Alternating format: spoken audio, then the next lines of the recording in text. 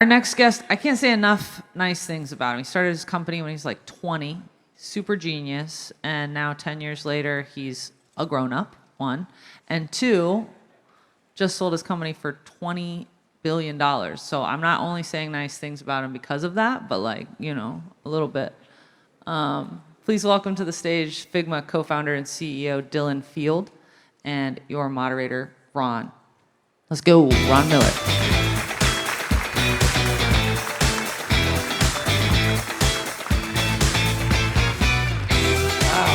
Big crowd, big crowd. Hey, all. Morning, everybody. Welcome, Dylan. Thank you for having me. You bet. You know, over the last month, you've had quite a month. It's been a wild month. Yeah, you kind of have become this symbol of startup success, right? You went from dorm room idea to $20 billion exit in about 10 years. It's kind of the startup founder's dream, and I think a lot of the people out here who are founders probably aspire to that, you know, what you've achieved. How's that feel? It's been wild for sure. I feel very, very, very fortunate. You look back and you're like, wow, there's so much along the way that helped us get here. And that's not just the incredible team at Figma, but I can't overstate that. I mean, it's amazing the people I get to work with every day. Right. And I feel so lucky about that. But also just, you know, all these random coincidences, little points along the way. Like, there is literally luck. So, you know, I don't want to dismiss that either, especially in this context. So, when you think about Figma and where you were and where you are as a company, I mean, you were on a roll. You were, you know, you got the high valuation, you got the growth, you've got a beloved product and a community that you've built that really valued what you were doing and was involved. You're using past tenses here, Well, Ron. okay, is involved. Hopefully all current. Yeah, I'm so sorry. But why sell? Why sell when you have all that going for you? Yeah, it was not, you know, we weren't thinking of selling. So I think it's a valid and important question. You know, we were having a blast. We are having a blast. But then we started talking with Adobe. And Adobe is a foundational, really impressive company. And the more I'd spent time with the people there, the more trust we built, the more that I could see, okay, wow, we're in this like product development box right now. Figma, by the way, just to get a sense of the room, like how many people here use Figma? Quite a few. Oh, it's awesome. Quite a few. Okay, and there's more people to convert. This is great. So Figma is trying to go from idea to design to production. On the ideation side, we've got FigJam, which is good for ideation, brainstorming. On the design side, we have Figma Design used for creating interfaces, mockups. And on the production side, well, more to come in terms of how we're going to try to make it so you can go easily from design to code in the future. But you know, that's sort of our box right now. And as we talk with Adobe, we realize there's a solution here in terms of all of our users. They really want things like video, 3D content, better vector illustration, imaging, all these workflows inside the product development process. I think we also started to realize, oh my gosh, there's an opportunity to really scale our impact, go into spaces that we weren't considering before. So for all those personas, how do we make it so we can better address creative workflows? We have a lot of expertise around freemium, around SaaS, around bottoms-up business models, around multiplayer technology. And that got us excited. And then finally, I started to form a thesis of, you know, creativity is the new productivity. And we don't have the resources to just go do that right now at Figma.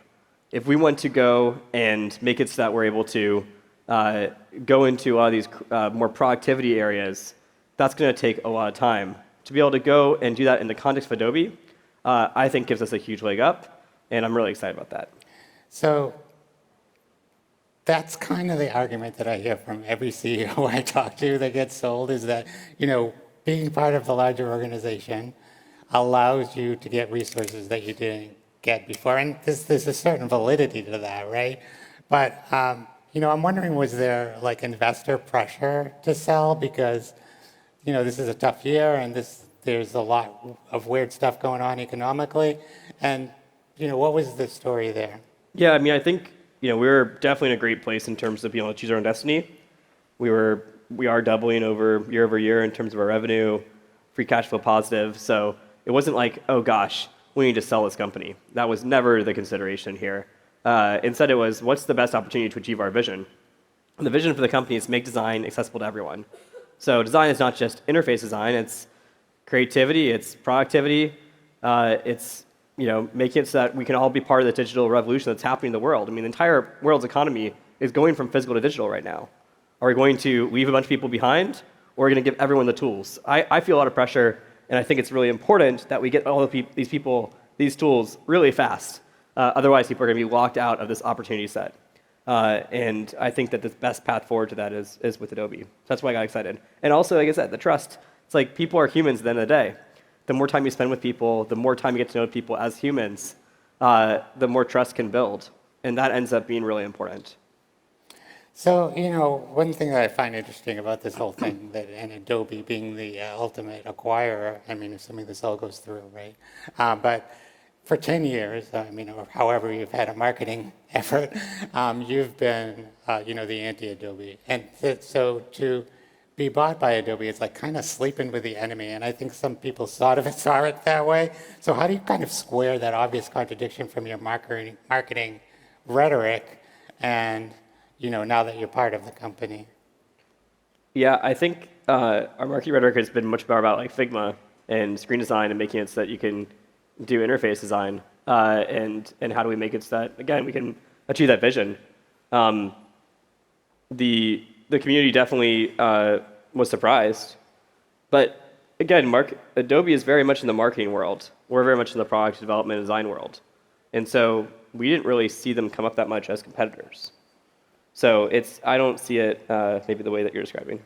Well, I mean, it's maybe not competitive, but it's the large company, the large entrenched incumbent that you were clearly, at least through your marketing materials, going after. And I mean, a lot of companies over time have done that. I remember Box going after Microsoft SharePoint, as an example. There's always like the big bad incumbent, and that's always a great position for an early stage company to be at.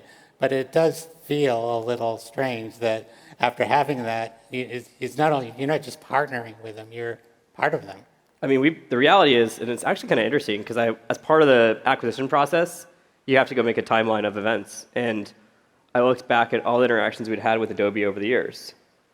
The first interaction with Adobe was days after we announced Figma in August 2012. And someone who's now the CTO emailed us saying, hey, do you want to meet up for a coffee? They're trying to recruit us. We've always had a really positive relationship with them. And so I just don't think of them as the big bad, whatever. Right. But, it's a sexy thing to talk about, I guess, TechCrunch Disrupt. No, I mean, it's just, all right, fair enough. How did your employees react when you told them that it was Adobe? Surprised, but positive. Yeah. Yeah, I mean, they were excited. I think that the team for a second was like, whoa, what does this mean? Right? There's almost this hierarchy of needs, right? Obviously, the monetary part is going to be important to know about, but also, okay, do I still have a job? Yes, everyone here has a job. Like, that's the reason they want to bring us in, is to get all of our talent and expertise. Is the culture going to change? Well, we're going to do everything we can to, as we're scaling at a really rapid pace, make the culture even better and better. And I think that that's hard to do anyway. We're going from probably 1,050 people end of this year, 1,100 people end of this year, to potentially 1,700, 1,800 end of next year. That's a rapid pace of growth anyway. Right. And so I tried to walk people through that about, hey, what do we have to do anyway to evolve our culture as it happens? And then especially in the context of another company, even as we're operating autonomously, which has been a critical part of the conversation all this time, how do we do that? And people, I think, came away from that just more bought in and excited than ever. So I'm psyched. So I know that in deals like this, there's a certain period of time that you agree to stay, and you and Evan would agree to stay. And Evan's no longer at Figma, but has been just totally critical in the journey. yeah, okay. How long have you agreed to stay on after the deal closes? I don't have any plans to leave. Okay. Yeah, I mean, look, it's. I told the Figma team, hey, you're stuck with me. So. Well, that's probably not a bad thing, I'm sure. You had the employee reaction, but the community reacted pretty badly. And if you went on Twitter, you went on Hacker News, places that people who are technical have There were some discussions. pretty wild memes Yeah, out there. they were upset and Yeah. they were negative. So I guess how do you ease their fears that this is not going to go sideways for them, that the product that they love is going to stay at least similar to the product that they love with maybe even some new features? Yeah, I mean, first of all, I think it's, again, showing people the vision of here's what we're going to do here. But also, I think that trust is just consistency over time. That was one of my mentors, Jeff Weiner at LinkedIn. He told me that. And I think it's so true. It's like, we can't ask everybody to just trust us overnight on this, right? It's such a huge change for them. And some people are in Figma 40 hours a week or more. We have people that literally look at the last 28 days, and they're in Figma all 28 of the last 28 days. So if that's the case, how do you make it so that, as Figma sort of is in a new home, what's that mean for them? And I think we just have to show them, okay, the velocity of us making the product better is not going to change. The pricing is not going to change. We're doing everything we can to make it so this is going to be a great experience for you.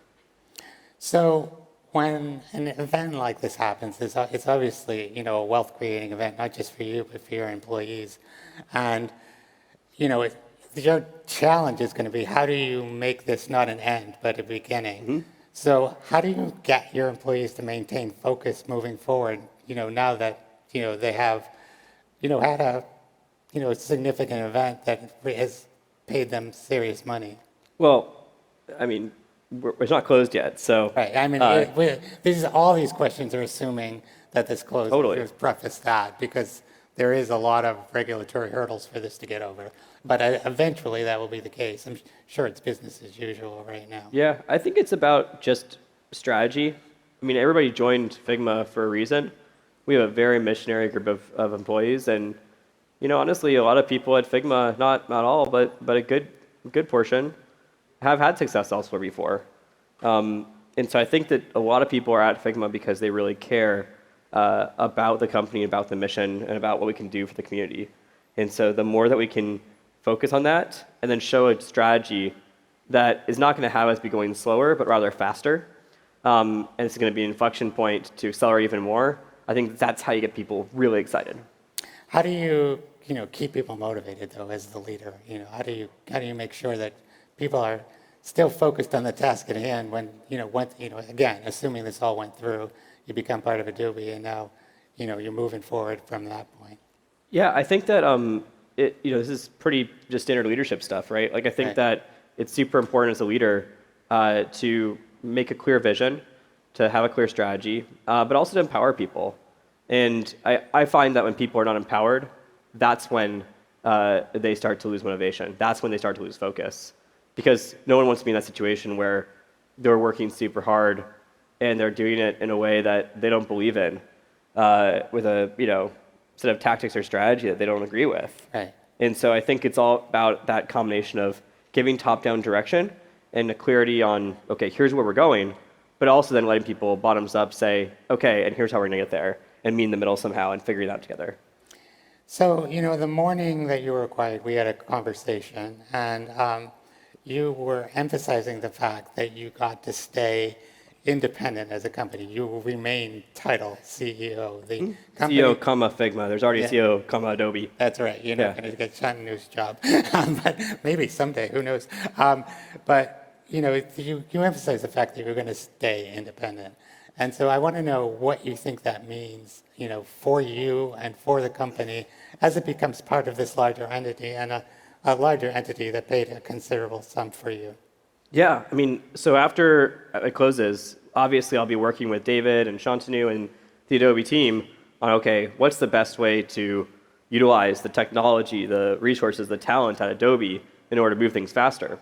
But also, we're going to basically sign up for goals, and then it's my job to make sure that we hit those goals, and with the team. And so the only reporting change is going to be me reporting to David.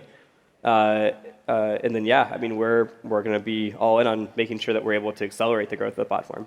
So does it sort of become like Shantanu and David become your board of directors? Is that how you kind of see it? I think it's probably a bit tighter of a relationship, right? I mean, I suspect that I'll be talking a lot, and that is a good thing because I think David and Shantanu are people that I can learn a lot from.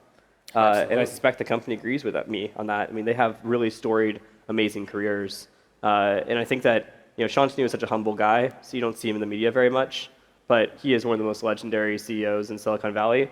Look at what he's done for Adobe over the past decade alone, let alone before that. It's a complete transformation story, and now they want to figure out how do you do that again.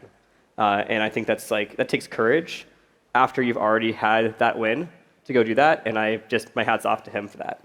So, when I think about a similar kind of deal that happened, if you look at Slack, it's kind of similar money, and it's a similar, SaaS kind of product that got bought by a larger company.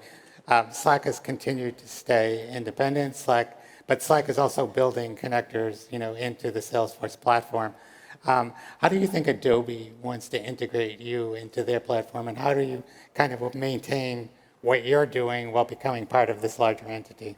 Yeah, I mean, so far what Adobe's told us is that they want to learn from Figma. And I think in general, they're going, okay, how do you go to more of a freemium model?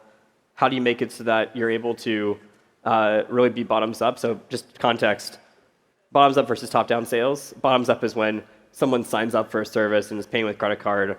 Top down is when you have enterprise salespeople, steak dinners, et cetera, trying to sell into a company. And of course, there's lots in between. And Figma has elements of both those strategies. But I think from a bottoms-up perspective, from an efficiency standpoint, we're very good there. And I think Adobe is eager to learn about that. They're also eager to learn about the web. From day zero, Figma has been a browser play. We believe in the browser. We believe in how do you make it so that you have a web-based tool and a cloud-based tool. That's multiplayer. And so I think Adobe sees that as the future, sees collaboration as the future.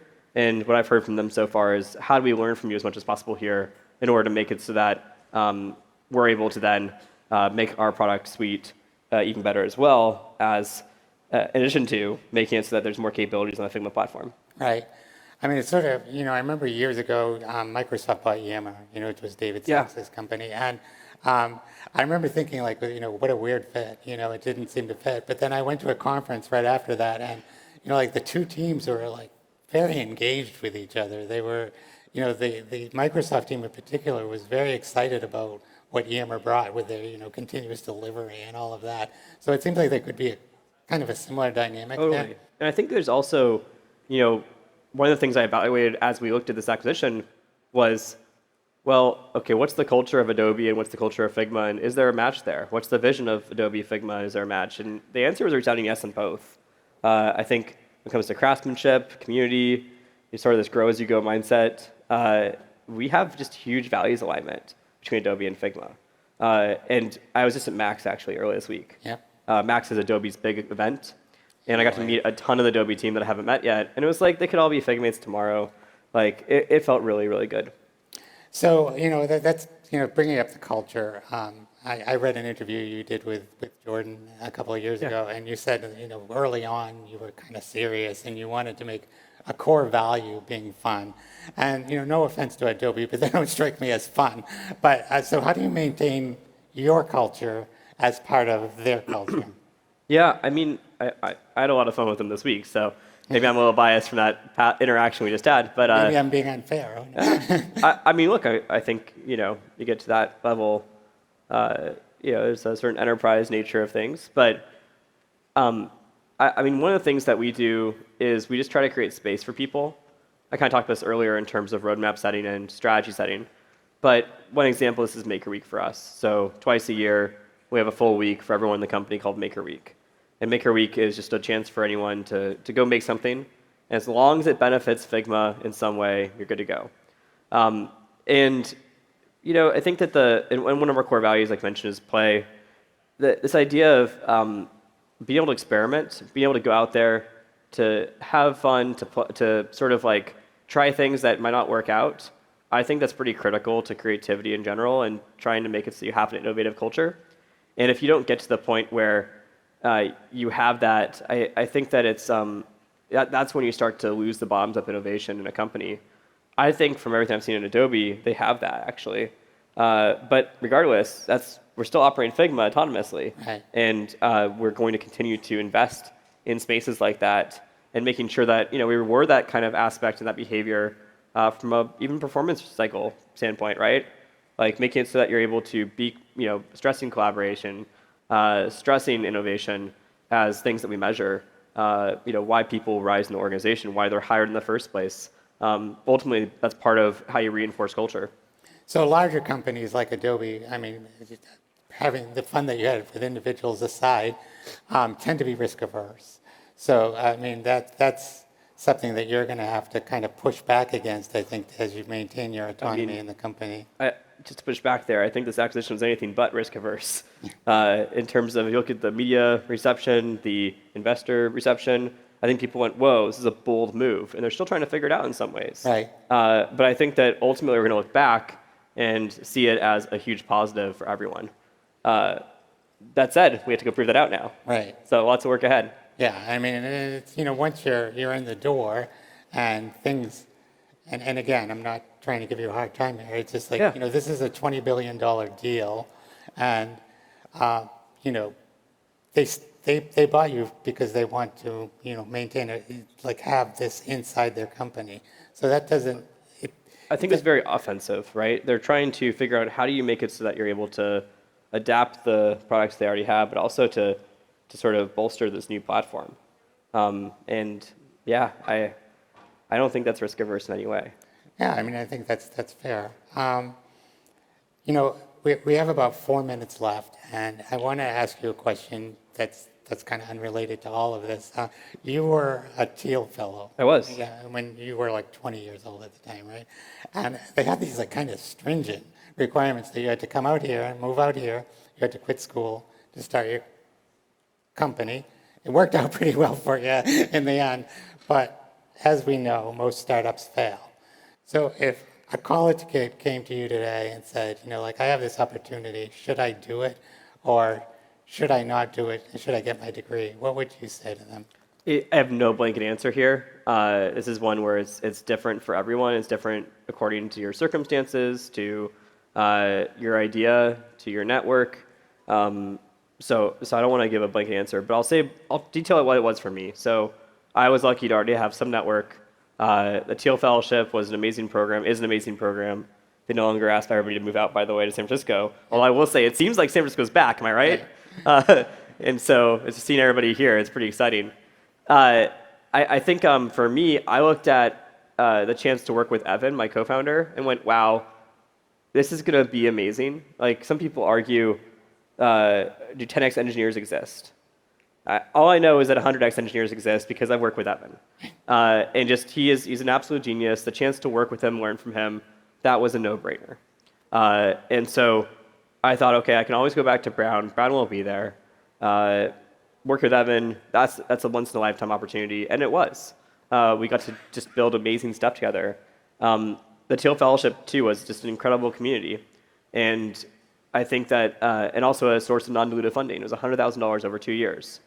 So I think, if you're maxing out your credit cards, don't have the funding, don't have the time to go figure it out, that's a much harder decision. And I don't want to say not to do it because some people try that and then they hit a home run. That's going to be up to you. But I think that would probably be over my risk profile for what it's worth. And so it was, to me, a decision that it didn't feel like there's risk involved. Right. It felt like it was all upside. I could always go back to school. Yeah. I had some savings. I had a chance to work with this absolute legend in the making. I thought he was already a legend. Right. And I was working on something I really cared about. So it was just an awesome opportunity. So we only have like a minute and a half, but as the parents of adult children, I have to ask, how did your parents react when you said you're going to quit school, go to San Francisco, and start a company? They were very skeptical. Yeah, I bet. Yeah, very skeptical. My mom was an elementary school teacher, and my dad, he had worked really hard to try to support me for college. I did acting as a kid, so I had some savings from that as well, which was helpful. I think they thought it was a little bit insane. But one thing that helped was they went to the sort of weekend for the Teal Fellowship where everyone gets interviewed. And at that weekend, they got to meet all these other Teal Fellows, and they're like, wow, this is a community that seems very right for you. And so that was sort of the point where they went, okay, we could be supportive of this. And that mattered a lot to me because I didn't want to do this if my parents weren't supportive. Right. It would have been tough to do it without having, you're leaving school, and To not have that support at that age would have been tough, Yeah, I mean, just emotionally, like, I care so much about them. of course. All right, we're about out of time here. Why don't you give Dylan a hand, and thanks for coming. Thanks all.